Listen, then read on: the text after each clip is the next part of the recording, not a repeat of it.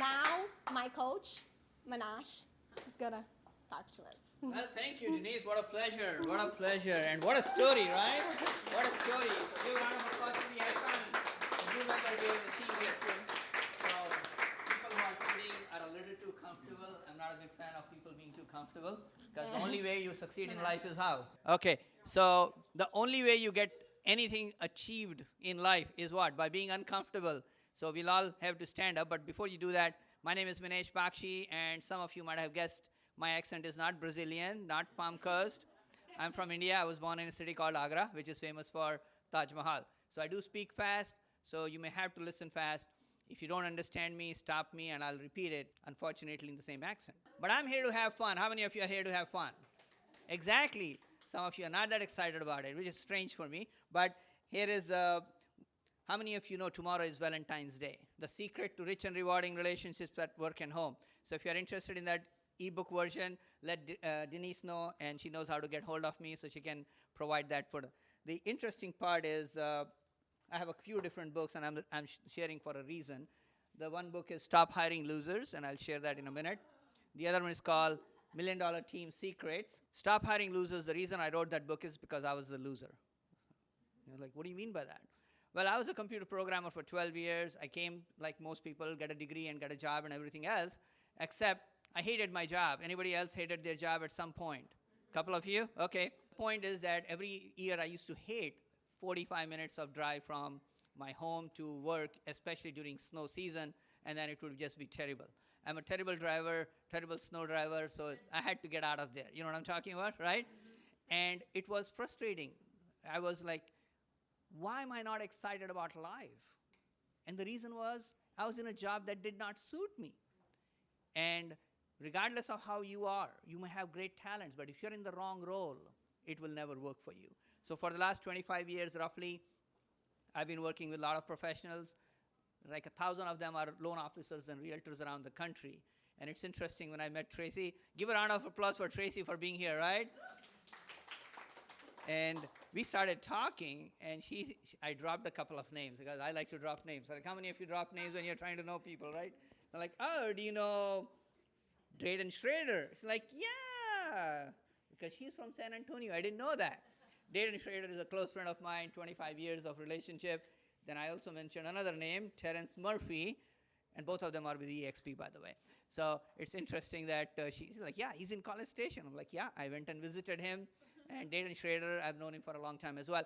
So the reason I'm mentioning all of you is there are a lot of successful people here. I don't want to be talking a lot. I just want to lay enough groundwork. Oh, before I forget, my beautiful wife is here. We've been married for 33 years. My beautiful wife, Kim, she's my supporter, my cheerleader, and I'm so grateful for her to be in my life. We have 2 kids. One thing which changed my life, and we'll talk about that in a minute, was listening to a song called Cats in the Cradle and the Silver Spoon. How many of you heard that song? For those who don't know the song, it's a song about a man who is not able to spend time with his family. His son grows up not really spending time with him, and then when the father is retired, the son is too busy to meet with him. I was very fortunate to hear that song before I had kids, and my voice chokes up, as you can imagine. It changed my life. I decided when I heard that song is I will never be that dad. I will be the person who is going to be there with his children, with his family all the time. So I designed my profession. So I have been with my family. I have homeschooled my children personally. Now, some may look at it positive or negative. My daughter has no GED, no college degrees, but I can promise you she can be anywhere on the planet and make money. She has interviewed about 500 successful people on her podcast. At least 100 of them, like Dayton and so on, $1 million plus earners. The reason I'm mentioning that to you, the world is changing fast. AI is here. For those people who think AI, like I was talking to, I'm a BNI member locally here, and this is a pest control person. He's like, AI scares me. Well, I understand that happens to most of us. New things scare everyone. But once you understand what AI is designed to do, the life becomes easier for you. So I'm going to teach you the fundamental of what you need to learn, and unfortunately, that's not as much AI as you think it is. So let's start with some of the simple basics for us, right? I like people moving around and talking to each other rather than.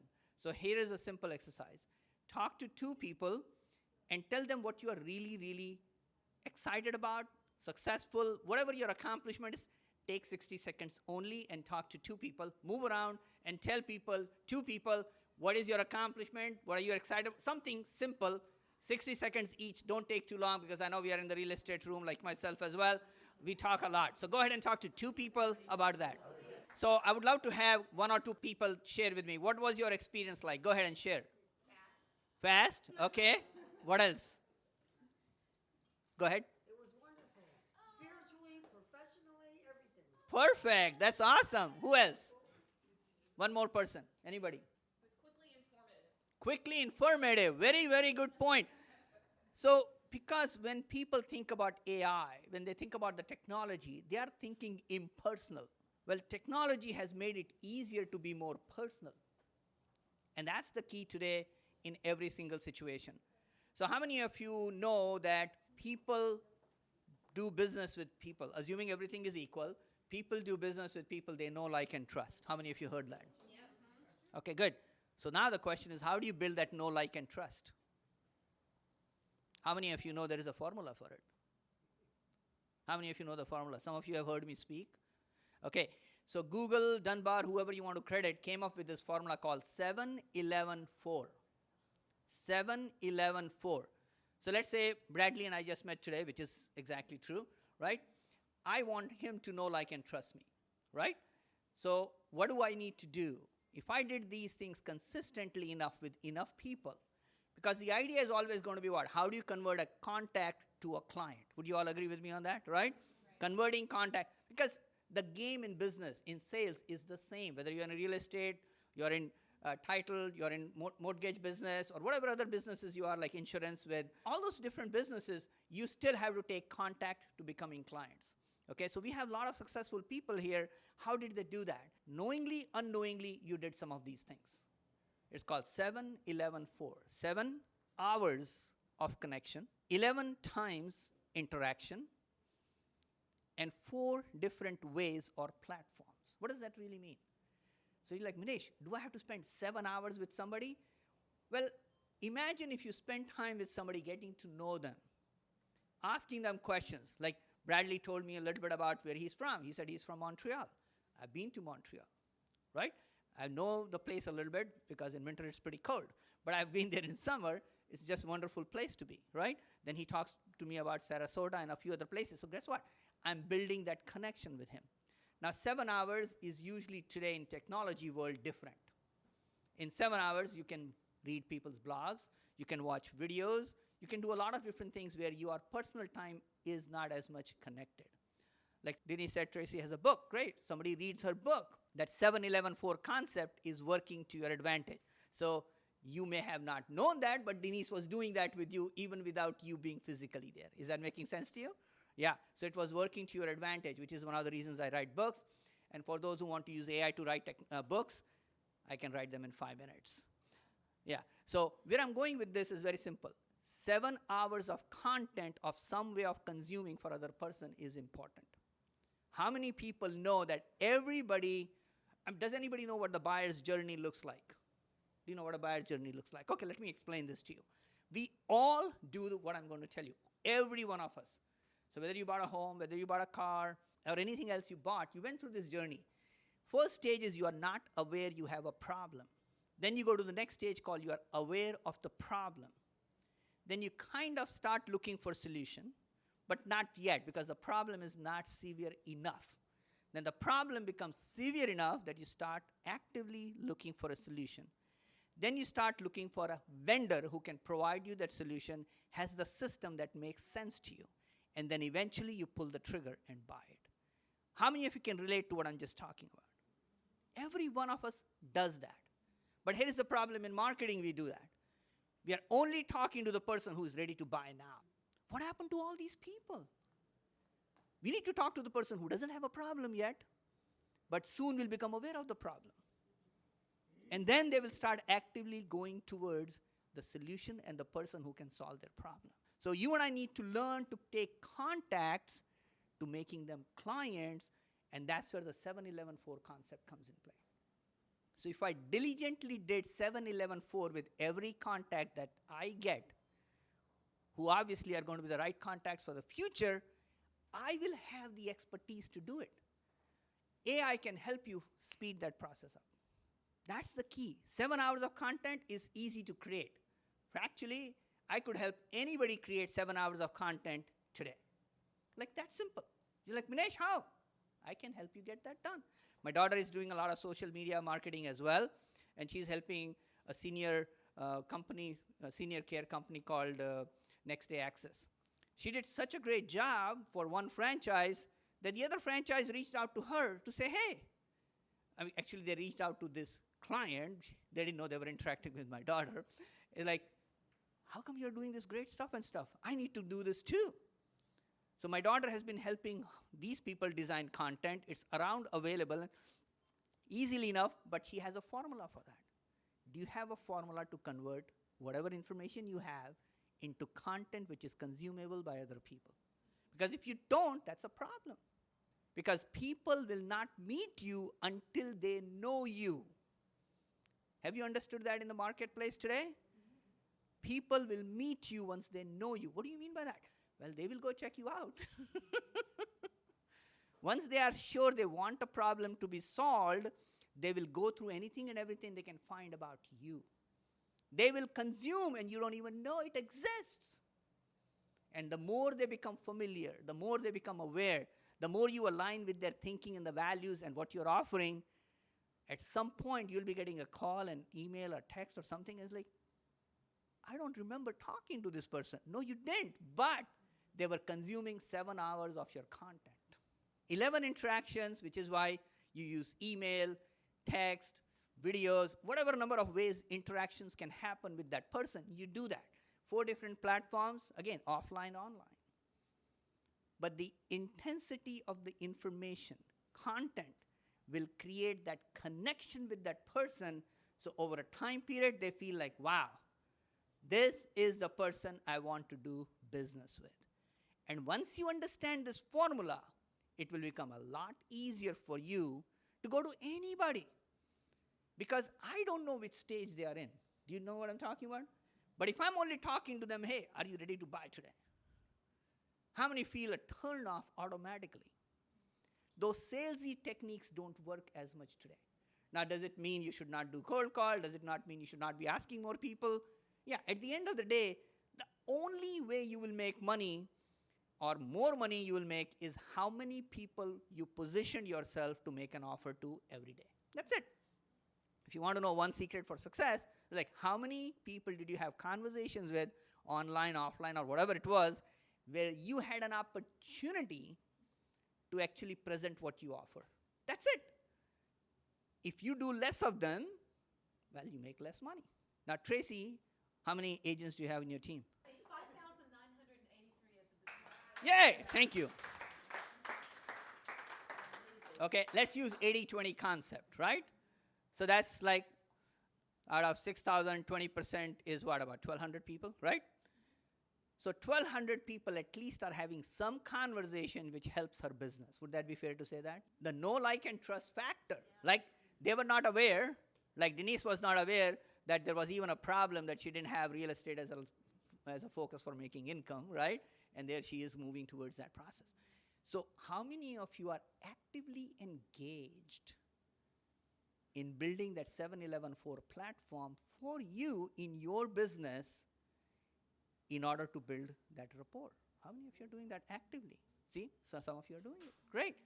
Because if you're not doing that daily, you're missing out on the opportunity for that contact to become your client. So if you were to ask 2 questions every day, one would be, how many people did I make an offer to? That would be number 1. Number 2 is, how many people have I added to my list so that on a daily basis, weekly basis, monthly basis, all this as a system, I've started to engage with them consistently. Because if you're not doing that, guess what? There is somebody who is. Yeah. That's the part you have to recognize. Because when we live in our small world we live in, because we don't see the world as it is. How many of you know that? We don't see the world as it is. We see the world as we are. So if you look at your bank balance and it's not much, that's not the bank balance's problem. It is your problem. Because there is somebody who has a lot more money in the bank. Somebody can ask Elon Musk about that, right? You know what I'm saying? Do you understand what I'm talking about? It's not their circumstances that led them to that situation, it is their mindset. How you see the world is how you interact with it. When you see the world as something which is giving to you, then you are interacting differently than lack mentality. Is that making sense to you?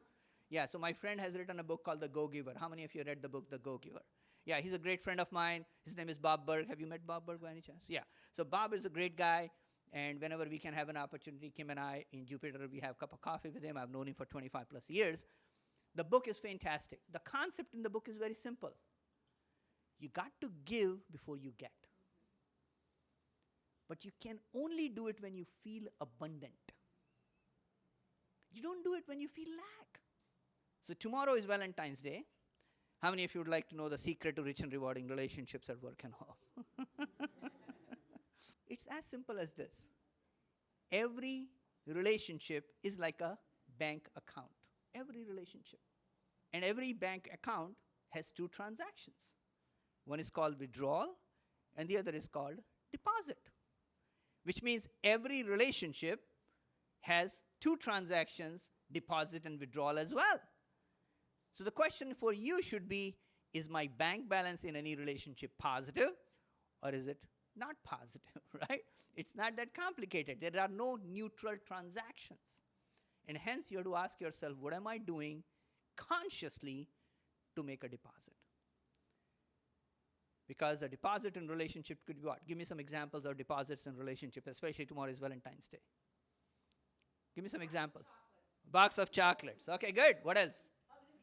Hugs and kisses. Quality time. What else? Head rub. Okay. Very good. Well, we need to be more exotic about that. How about a cruise, a vacation? Okay. Could be more other things. Flowers. It could be a lot more than that. But again, everybody's definition of a deposit is going to be different. Like if you want to build a deposit with me, take me to a nice Indian restaurant for lunch, and I'm your friend. It's not complicated, right? Okay. That's just the way it is. My wife cooks great Indian food for me, and we went together to New Jersey. It was a great deposit that she made for me. Do you know what I'm saying? Is that making sense to you where I'm coming from, right? Withdrawal for everybody is something different again. Not paying attention, not remembering them, all that kind of stuff is withdrawal. But here is the problem. Over time in every relationship, I don't care which relationship you're telling me, your withdrawals will increase in every relationship. Why do you think that is? Withdrawal means you are doing something that is negative towards the relationship, right? In every relationship over a time period, what will naturally happen is they will notice something about you that they no longer appreciate. Would you all agree with me on that? Yeah. Right? At one point, first date, everything is great, and then you find out the toothbrush they use, you don't like. Is that making sense to you where I'm coming from, right? Things which are simple, and over a time period, you start taking people for granted. Also, if you've been in a relationship for a while, last year we went on a cruise for 3 days in, let's say, Carnival. This time, why not Ritz-Carlton? Is that making sense to you where I'm coming from? Because you are raising the bar in every relationship, your expectations keep growing. Has everybody experienced what I'm talking about, right? So what is the secret? When you know that you are going to make withdrawals, knowingly or unknowingly, over a time period, what happens to the bank balance in a relationship? Diminishes. What happens to the end? Yeah, once it goes bankrupt, the relationship is over. At work, you separate as partners, employees, whatever that is. In marriage, it would be divorce. It is natural to happen every single time. Why? Because we forgot the simple rule that withdrawals are always happening and the bank account is depleting. So what should you do? Have a conscious plan to deposit. Do you have a conscious plan to make deposits in other people's lives, including personal friends, family, whoever it is? If you don't have a conscious plan to make deposits, by nature, the relationship will go down. Just naturally, it will always happen. So if you're wondering, how come that didn't work out? Well, Were you consistently making deposits or not? Because if you are not, it is bound to go down. So what does that have to do with everything which we are talking about? How many of you understand that relationship, making somebody feel special, is the bottom line in getting business? Would you all agree with me on that? If you can make somebody feel special in a few seconds, few minutes, over a time period, they naturally gravitate towards you because everybody wants to be made feel special. Selling is not complicated. As long as you are seen a giver and somebody who knows how to make people feel special, you will sell. Could you have closing techniques and overcoming objections? Yeah, but eventually, if you have enough conversations where people feel appreciated, you will get the business. Does that make sense to everybody, right? So from today, ask yourself, who are 5, 10, 20, 30, 40, whatever number of people you want in your life that I want to be making sure that these relationships stay strong for me? Guess what? You have to start having a conscious investment plan to make deposits. Because if you did that consistently over a time period, you're bound to be able to get the type of conversion from contact to clients. Tracy, would you agree with me on that? Mandy, would you agree with me on that? I know Jessica has a big business as well, so great. I was coming to that story because I gave her that tip, and then she shows up at my doorstep with a gift. Remember that? Yeah, she followed through on that immediately because she knows that is what people need to do. So are you consciously taking time, putting energy in ways to build that relationship? Because if you are, you'll get the benefit. So where does AI come into play? AI has made it so simpler, so easy today to personalize your messages. Not just, okay, Talisha, that name. No, that's just easy technique. But I can actually know what Talisha likes over a time period and make sure I'm sending her information which exactly she's looking for. If I can educate people, if I can entertain them, and can I keep them engaged over a time period, I will have a relationship. So the formula is education and engagement. If you can do that over and over and over, education and entertainment to engage people, you will build the relationship. The formula goes back to 7, 11, 4. Do you have a conscious plan on how to have different ways for people to learn about you? And the more you do that, the easier it gets for you. So here is the assignment for each and every one of us. Make a list of at least 2 to 3 people in your life today. In fact, who has one person that comes to your mind that you need to focus on building a relationship with that person? Who is that person? Absolutely, right? We all have at least one person. Like in my case, I definitely need to do more with Kim, right? Because that conscious relationship will make a difference. I want to wrap up with a small story here. So I had decided, obviously, I wanted to homeschool my children, etc. So at the age of 11, one night I woke up, going to the restroom, like I'm sure most of us have done that, right? And then I see light under the door in my daughter's bedroom. This is midnight, right? So I'm like, what's going on? This is 11-year-old girl, what's she doing? So like everybody who wants to give permission to their children and take permission before you do that, I just opened the door without permission. Because once I'm a parent, I'm responsible. You know what I'm saying? Okay. So I'm like, what is she doing? She's Snapchatting, video chatting. This is obviously 10 years ago now. And I'm like, what is she doing? So I take away her electronic toys, and I'm not trying to understand what's going on. So here is how I see it. She's trying to connect with people because she cannot connect with me. Is that making sense to you what I'm talking about? She's trying to connect with strangers who appreciate her more than she feels appreciated with me. So I said, what can I do? Now what I'm saying is going to be easy for people in Florida, normally speaking, when I was in Michigan, right? So I said to my family, hey, you know what? This winter, we will go for roughly 3-4 months to Florida, and we'll go practically as much as possible to Disney World every day. That's a crazy idea. Would you all agree with me on that? Yeah. Okay. My wife was like, she was skeptical. You know what I'm saying? My daughter was like, they didn't believe me. So this is 2016 January. And right after New Year's Eve and stuff, we left, came, and we spent roughly 74 days here with over as close to 60 days every day to Disney World. Now, I could afford to do that. Why? I had built flexibility in my life. I have homeschooling children, and I can work anytime I want. So it wasn't like I was going like most people who have 1 week to travel with 4. I'm like, I got 3 months. I can take 2, 3, 4 rides, go again, 2, 3, 4 rides. So we just had a nice calendar. On the days that we wanted to spend the whole day, we did.